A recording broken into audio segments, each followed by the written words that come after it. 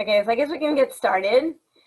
So, good morning, Marsha. For everybody who's watching, I want to introduce Marsha Godeaux, from TDLR.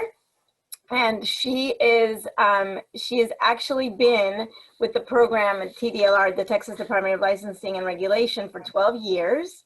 She started as a plan reviewer and has worked her way up the program to team lead. And she has a bachelor's of environmental design from Texas A&M and a master's in architecture from Texas Tech. And she's a mother of 3. And in her spare time, she volunteers with the Boy Scouts of America. And we're very excited to be speaking to Marsha because she is so knowledgeable and she's an awesome trainer, and we love talking to her. And so one thing we want to make sure you understand is that this interview is not exclusive to a body accessibility, and she is available to speak to anyone over the phone or email anytime. She just was gracious enough, and TDLR allowed her to come and explain a few things. One thing that I asked her, I said, what is a common question? And so Marsha is going to tell us what that common question is. So take it away, Marsha. Thank you, Marcela. So one of the common questions that we get is actually about the retrain restriction or requirement along with lavatory, clear floor space, and toe clearances. So one thing that designers commonly don't realize is that the operable part or faucets or soap dispensers that are in the rear of the sink or lavatory are required to be within reach range. And the standards require that over an obstructed item that is limited to a maximum of 25 inches, and that your toe clearance at the bottom has to match that. So you're reaching over and your hands and your feet can't go any further than each other. I want to reiterate that that's for operable parts. So if you have an automatic dispenser of any kind for the faucet, that's not counted as an operable part. Something that has operable part that has to be within reach range. Thank you. Right. Cool. So to make it easier on us, I'm going to share my screen, and I'm going to share so we can see. Can you see that? Okay. So yes. I'm going to start with this slide, which is the slide. I guess I can start with this one. We can start with this one. This is actually that's the standard, right? That says yes, ma'am. Over an obstructed high reach, which is this one, right? This is the obstructed high reach. We're reaching for an element, and we can see a person's toes and feet and everything underneath that. And so it says where high forward reach is over an obstruction, the clear floor space shall extend beneath the element for the distance no less than the required reach depth over the obstruction. So in other words, that rectangle, right, that 30 by 48 inches, we're allowed to go between 17 and 25 inches, but that's for the toe clearance. That's different than the reach range, right, Marsha?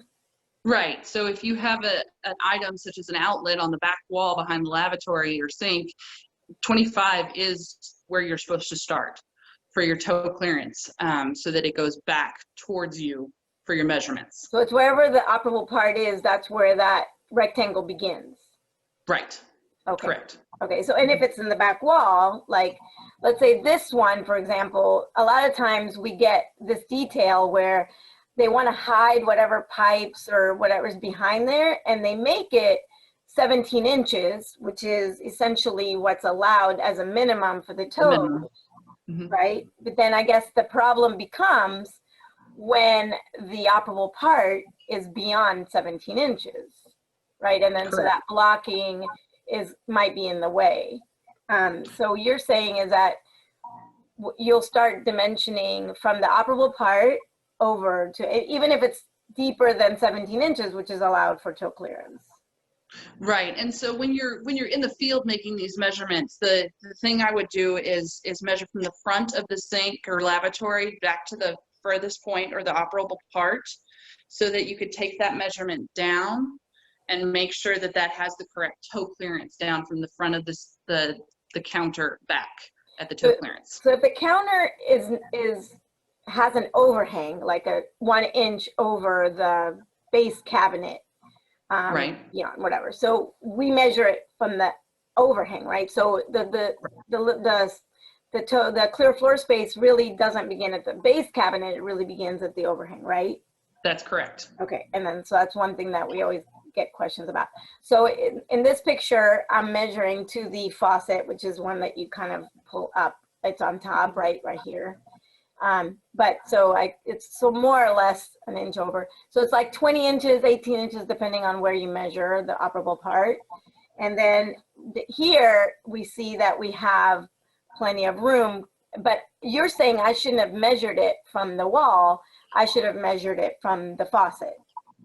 Right. I would have taken the drop down from the edge of the countertop there and measured 25 back, and then start your toe and knee clearance measurements for your lavatory. Okay, so you're my 25 inches begins at where, the back wall or the faucet? At the faucet. Yeah. Okay, that's kind of what I thought. And so, okay, cool.